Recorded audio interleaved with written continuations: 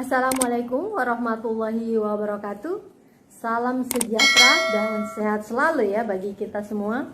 Jumpa lagi di channel Rahma Puji dalam ajang baca-baca berita. Tapi sebelumnya bagi yang belum subscribe, silakan subscribe, like, comment, and share. Republika 17 Februari 2021.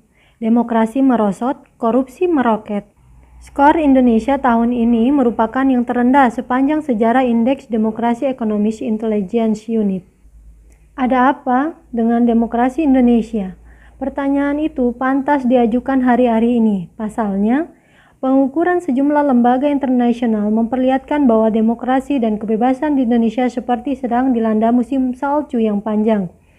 Pengukuran terakhir yang dilakukan Economist Intelligence Unit yang laporannya dirilis dalam Indeks Demokrasi 2020 memperlihatkan bahwa posisi Indonesia stagnan, tapi bukan ini yang benar-benar merisaukan.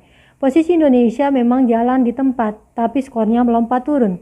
Pada laporan bertajuk Demokrasi Index 2020 in Sickness and in Health tersebut, Economist mensurvei 165 negara independen dan 2 teritori. Indonesia berada di peringkat ke-64, sama seperti tahun sebelumnya. Tapi skor Indonesia menurun dari 6,48 poin pada tahun 2019 menjadi 6,30 poin pada tahun 2020. Skor terendah. Bahkan jika pemeriksaan data-data dilanjutkan, skor Indonesia dalam Indeks Demokrasi 2020 ini ternyata merupakan yang terendah sepanjang sejarah pengukuran Indeks Demokrasi oleh Economist. Karena itulah kita pantas bertanya, ada apa dengan demokrasi Indonesia? Sekadar informasi dalam pengukuran ekonomis, sebuah negara masuk kategori demokrasi penuh full demokrasi jika skor rata-ratanya adalah 8-10. Demokrasi bercacat, flow demokrasi, skor rata-ratanya 6-7,9. Rezim campuran, hybrid rezim, skor rata-rata 4-5,9. Dan rezim otoritarian rezim, skor rata-ratanya di bawah 4. Dengan skor 6,3 poin, Indonesia memang belum terpelanting menjadi rezim campuran atau rezim otoritarian. Indonesia masih tetap dalam kelompok negara demokrasi bercacat, tapi cacatnya semakin parah karena skornya yang semakin tekor. Laporan Indeks Demokrasi 2020 mencerminkan kondisi tahun sebelumnya, atau potret kondisi sepanjang tahun 2019. Dalam hal ini, untuk Indonesia, yang terpotret dalam laporan tersebut adalah tahun diselenggarakannya pemilu serentak 2019. Dengan demikian, demokrasi kita justru merosot di tahun pemilu saat digelarnya pesta demokrasi. Apakah pemilu kita yang menjadi penyebabnya? Bukan.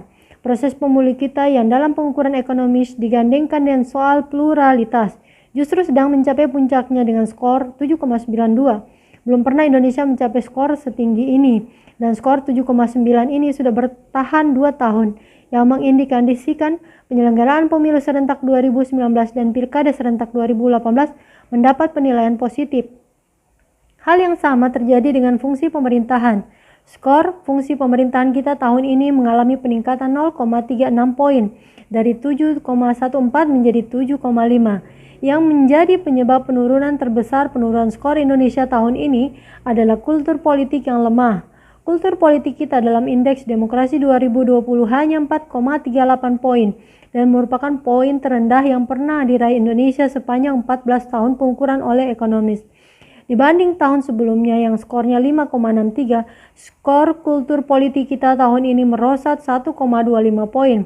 Yang juga merosot adalah partisipasi politik. Dalam dua tahun terakhir, partisipasi politik Indonesia hanya 6,11 poin dibandingkan tahun sebelumnya. Skor partisipasi politik Indonesia memang tetap.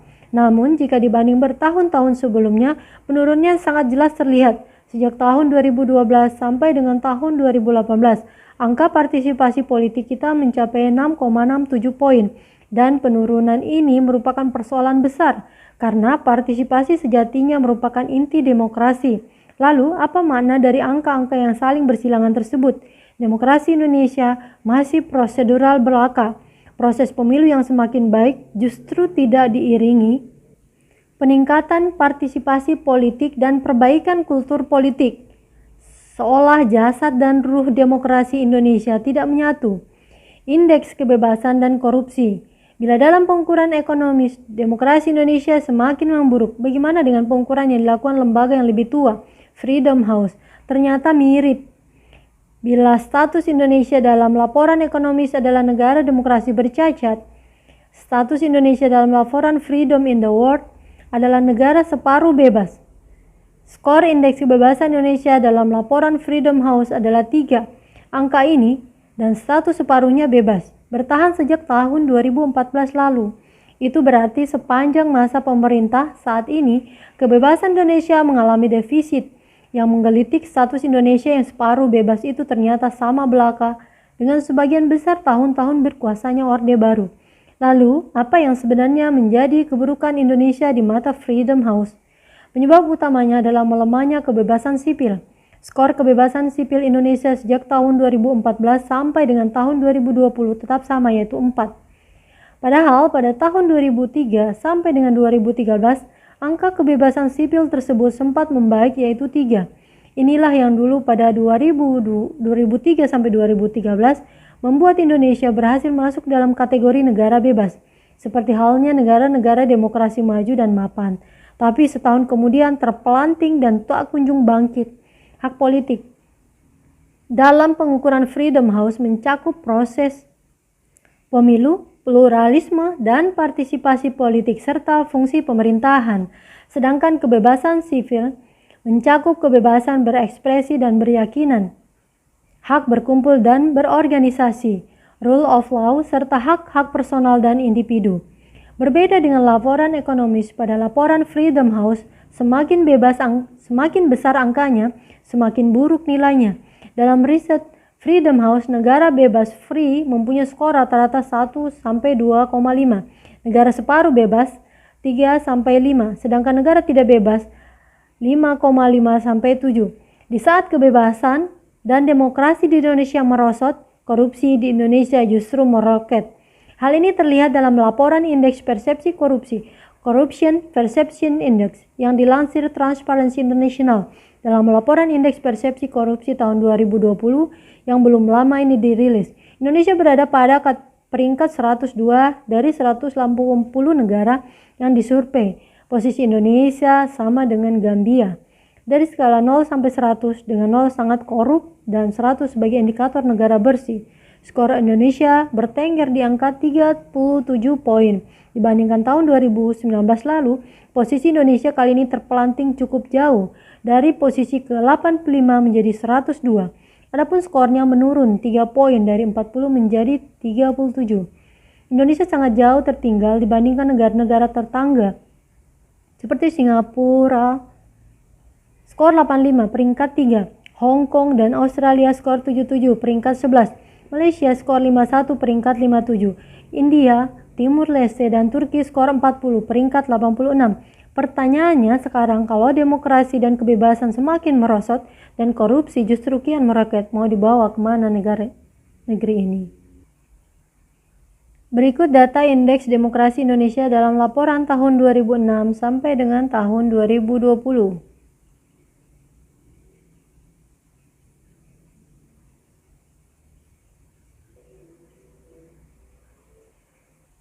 Kebebasan di Indonesia yang masih setengah hati. Indonesia pada tahun 2006 sampai dengan tahun 2013 lalu pernah menjadi negara bebas. Setidaknya demikian dalam pengukuran Freedom House yang dipublikasikan dalam laporan Freedom In. Tapi sejak tahun 2014 sampai dengan 2020 ini, Indonesia kembali terjerambab menjadi negara separuh bebas. Seperti halnya pada sebagian besar tahun-tahun Orde Baru. Berikut laporan Freedom House tentang Indonesia sejak tahun 1973 sampai dengan tahun 2020. Tahun 2020 separuh bebas 2014. 2006 sampai 2013 bebas. Kemudian sejak tahun 1973 sampai dengan 2005 separuh bebas. 1996, 1998 tidak bebas, 1993 sampai 1996 tidak bebas. Terima kasih atas perhatiannya. Ada hadiah menarik bagi komen yang menarik. Bagi yang belum subscribe, silakan subscribe, like, comment, and share untuk mendukung channel ini berbagi berita. Assalamualaikum warahmatullahi wabarakatuh.